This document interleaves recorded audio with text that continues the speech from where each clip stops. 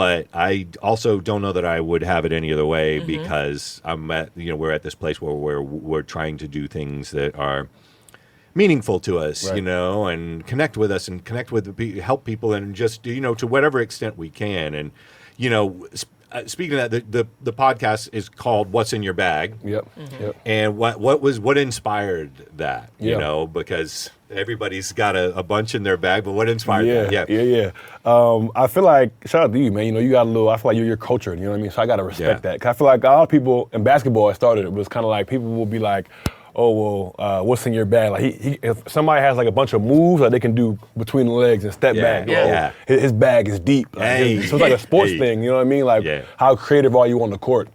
So it's kind of like a thing that people just kind of say in passing. But so for me, what inspired the name was like, when we first started the podcast, we were talking to mainly athletes. So we had a couple of NBA guys on, overseas athletes, and I wanted to know what's in your bag, like outside of sports. You know what I mean? So like, what are you inspired by? What things keep you up at night when you're not in the gym? You know what I mean? Like what passion projects are you working on? So for me, that was literally like my inspiration. And sometimes we will have guests on, and I'll be like, hey, like, so let's say you're going out to the club, or you're going out with your friends. Like, what's literally in your bag? Like, what are you bringing with you? You bringing the chapstick. You know what I mean? You bringing your phone charger. If you're a woman, you bringing your taser, your pepper spray, whatever you got. You know what I mean? So.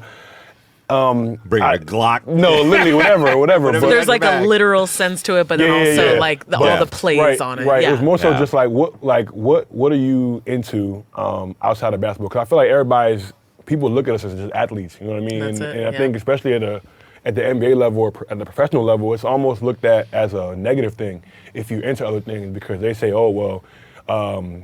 It's a distraction if you like photography, or it's a distraction if you like to play video games or stream or whatever. So for me, I was trying to shine light on the fact that, like, at the end of the day, there's only so many hours you can spend in the gym, right? I could be in the gym working on my game for 4 or 5 hours, and I still got 19 more hours in my day to divvy up in other things.